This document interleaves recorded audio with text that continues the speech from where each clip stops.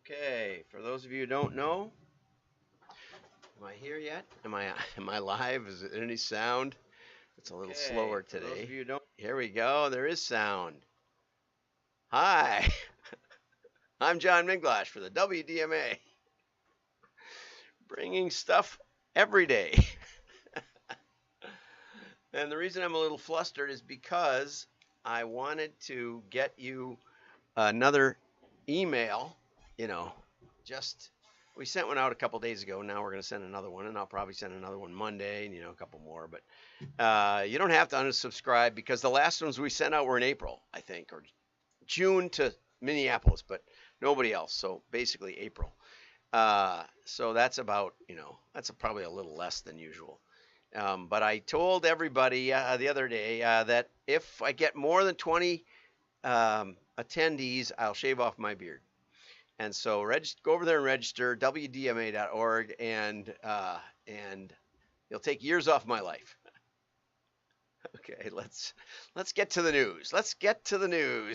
Okay, and let's start off with this and a little bit of fun today. This is from CheeseStrings. Is that a cheese string? Yeah, my kids and I love them. I remember trading for those in school. I'll trade you my bagel for it. Trade you my ant farm? How about my pirate's treasure? Yeah, fine, my cloning machine. Our cloning machine. Mystery orb? I offer Cthulhu, the world eater. I'll stick with the cheese string. Yeah. Keep it cheesy. Cheese string. I would stick with the cheese string too. Okay, so anyway, over to the PDF world. I was intrigued by this headline from John Glende at The Drum. It says trade ad for CheeseString. And I'm thinking, like business to business. We had trade magazines and I didn't get it. And so now I get it. They were going to trade for a cheese string. And so CheeseStrings did a billboard campaign, out of home poster, advertising one single package of cheese string. Now, they actually said one string and trade, and it's not a single string here. It says a single string, but if you know anything about cheese strings, it's not one string. You get like 20 strings in there. It's a bigger value than you knew, and it's fun to pull them apart. Now, in Wisconsin, we had string cheese, so they had to change it up in Canada when they copied us, because I think Sargento invented it, but it was one of those things where somebody flipped the wrong switch and it came out crazy, and somebody said, "Hey, this is still fun. Let's sell it like this." It was just a misshapen mozzarella or something. Anyway, we had cheese. We had string cheese, and so keep it cheesy. Apparently they traded. We all remember trading snacks like cheese strings at school when we were kids. We wanted the billboard stunt to help adults remember the fun side. So they put up this big billboard saying, "What are you going to trade me for this package of cheese string in its original packaging?" And Enrique Lares said, "We've maintained the magic of the brand that captured our hearts nearly 3 decades ago. Cheese strings are fun. And since we like to start with some fun, I think we have." So now let's get over to the serious stuff. Paper or plastic? And this is Kathy Rosie. And I always learn something when I read her ads. I feel better about myself, okay? I can't help it. In today's industrial marketplace, the concept of circular economy is finally inching beyond the theoretical, thanks mainly to paper, okay? And that's the argument she makes here. The paper industry figured this out decades ago, and it's been at the leading edge of circularity ever since, especially in cardboard packaging. Cardboard boxes can recycle like crazy, okay? So paper manufacturing is like the very definition of circular. For one thing, it uses trees that we can grow more of all the time, right? Plastic, on the other hand, and this is really the joke of it. Plastic uses many different kinds of resins. Okay, there's a whole list. Look at this list. A list, your arm's length long, of different resins. When you throw them all into the same hopper, it doesn't come out right, right? So the Department of Energy says that single-use plastics are also incredibly energy intensive to produce, more than 3% of U.S. total energy consumption. That's a lot, okay? And generates large amounts of carbon dioxide, which is not pollution, it's plant food. It helps those trees grow. But anyway, I only take issue with that every now and then. So Beyond Plastics and the Last Beach Cleanup organizations estimate that Americans only recycle 5 to 6% of their plastics, down from almost 9% in 2018. A lot of it gets sent to cement kilns and burned, which is actually not a bad use for it, unless you worry about the CO2, which I don't, because the cement kilns burn at really, really high temperatures and really burn it up well. So, you know, plastics may not be recycled, but they do incinerate well. And the city of Minneapolis, I don't know, I guess they were shutting it down, but they have had an incinerator for decades, and they did exhaustive studies because, you know, everybody said, oh, you can't do that. And they found out that it was cheaper and better to generate some electricity with it, and rather than trucking it off to landfill somewhere, which does make sense to me. In fact, in many countries, they ship it to lower income countries where they sort through it a little bit. Judith Enck, president of Beyond Plastic, says plastic recycling does not work and never will work. Jan Dell says there is no circular economy for plastics.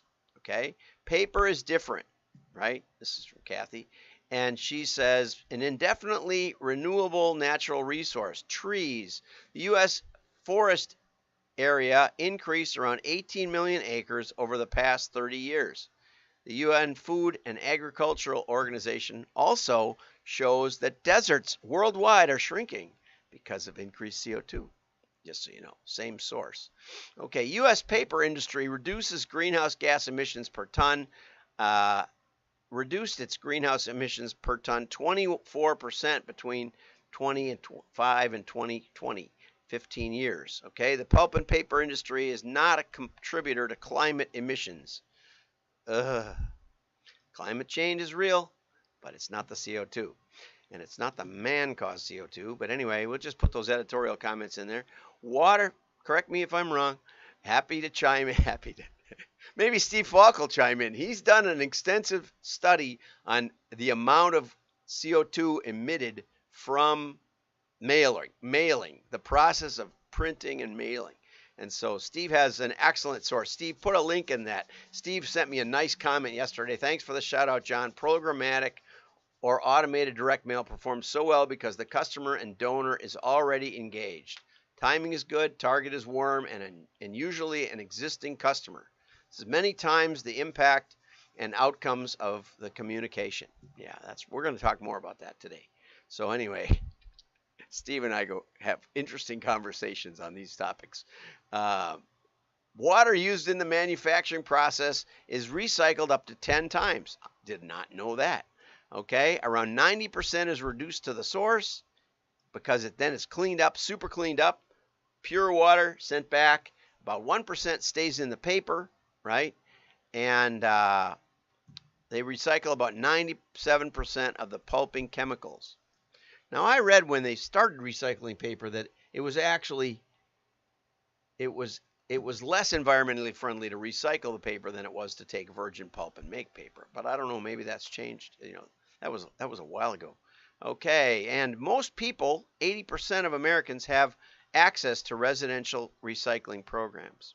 You know, I watched a long documentary on the plastic, and it was really interesting because, you know, you have that little recycled emblem, but just because it has that on there, it might be a 4 or something. It has a number in the center, and some of those numbers are very recyclable, and some of them aren't at all, just basically not. But they put the symbol on, which we all see anyway. Okay, so anyway, now let's talk about loyalty and engagement. It's an excellent article from Adweek and Week over there, and Sarah Spivey, and it's about loyalty, and it's excellent because it focuses on lifetime value.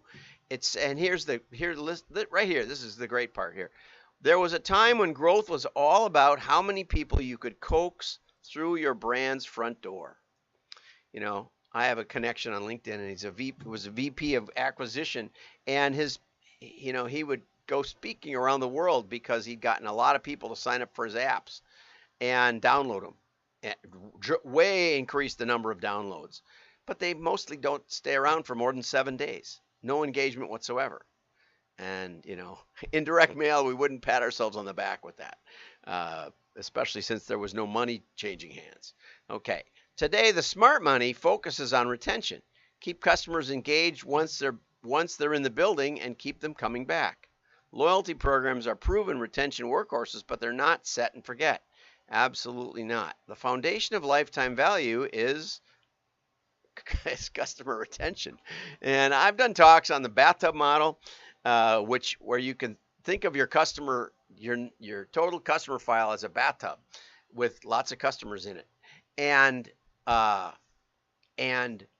if you open the spigot, that's spending money. It pours money. It pours new customers into the bathtub.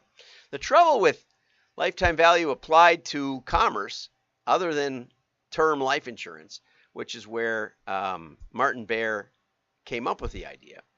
He came up with the idea that there was a longer term revenue stream than just the initial sale, quite a bit longer. And that's true in almost every business. The tricky part is that unlike term life insurance, where if you cancel, they want you to cancel. They never try to keep you because if you cancel before you drop dead, they keep all your money, right? So they have an incentive for you to quit, whereas the rest of us want to keep customers. And so the problem with the rest of the commerce world is when you in your mind mentally leave, or maybe you don't, maybe it just stops being in there. You just don't remember them anymore. Oh yeah, string cheese. I used to eat that. When you mentally leave, you're not even sure if you ever will come back. I started buying from Land's End in the 70s when I was in college. And I used to actually visit the outlet store down in Chicago because it was founded down in Chicago. And then I got into a side sort of a side business that had an affiliate that had the same kind of similar clothes to Land's End. And so I didn't buy from them. And then that affiliate left, and I went back to Land's End, and my login was still good after 10 years. And away I went again. Now I buy Land's End all the time. But I was impressed that they kept me on file. Disc is cheap. Why not? And I had mentally disengaged, and then I came back. I don't think they sent me anything in the interim, but they might have. And I obviously did keep the brand in mind. They've been a pretty good client over the years. So anyway, don't just set and repeat your customer loyalty, because you can move people from lifetime value, from just repeat order to long-term value, and most importantly, brand advocacy, like I just did with Land's End. I'm a brand advocate for them. Okay, so Kentucky Fried Chicken tried a loyalty program in 2020 with their app, promoting free gravy for a 4-day series of emails and mobile push notifications. And conversion rose 2%, which probably isn't what they mean. If you have let's say a 2% response rate or redemption rate, and you move it up 2%, that is 2.02%, I think, something like that. That's not much. That's probably statistically insignificant. I think what the author means is that it increased from, say, 2% to 4%, which would actually be a 100% increase. Okay, so conversion would, in that example, would have risen by 100%. 2% more is 100% from 2. And never mind, it's like too much math. Anyway, Now, what this article doesn't say, and this is the sort of the sad part, is that they had this coffee chain in Australia. Coffee Club is Australia's largest coffee cafe franchise, and they were getting low marks on their app, and so they actually asked frequent users of the in-house app to rate it. Oh, they took it in-house, and then they asked them to help design it, which was an excellent idea. But as we've been hearing for the last couple days, the piece you're all missing, all these brands are missing, Adweek is missing, tremendous piece, is the piece we're missing is mail. Here's a I gotta hand it to Media Post. They have a paywall that is unscalable. This is an article. It says opt-outs from marketing messages hinder customer engagement efforts, right? And it's by Rob Williams. And thank you, Rob. And sometimes I think if I mention your publication more than like 20 times a month, you might want to pop for letting me into the premium area. I can almost read this. What are challenges with re-engaging customers? Right. And I don't know what they are, but I know that they're big bars. So Media Post, you maybe want to let me in, but and then more people will want to get in because I'll talk about them. And so people opt out of I remove apps all the time. Even, when I put them up to get the free gravy, I'll take them out again. I learned that years ago when I once got refused credit because I had all these credit cards like Radio Shack and Sears and Best Buy. I'd gone in there and they offered me a liter of Coke or headphones or a big flashlight. I remembered these offers. And, when I went to my bank for something, they said, well, you got too much credit already. I said, what? They said, well, you look at all these credit cards you got. I said, I've never used any of them. I cut them up the day they came. Well, anyway, you got to uninstall, you got to cancel, all that. But what they should be doing is they should be inserting mail into their mix, because especially for unsubscribes, mail the unsubscribers, because the opt-out people are opting out of email. They're sick of getting your 45 emails a day. And Canned Spam says not only do you have to allow opt-outs and have a button for opt-outs, but you have to honor the opt-outs with email. Doesn't say you can't send them direct mail, right? I mean, how obvious is that, right? So watch yesterday's show and find out some of the great vendors that can do this for you, can automate. Market Builder down in San Antonio, and I think Steve in Canada, both have API connections with Salesforce, and so if you already have that going, it might be another way to do triggered mail. But triggered mail is the way to drive this engagement and keep the customers coming and keep them talking. Because what's the number one medium for engagement? Direct mail. Have a great day. Like and share. Your friends will know you're smart. Share. You got to share. Otherwise, people don't know about mail, and they don't know about paper recycling. Thanks for that one.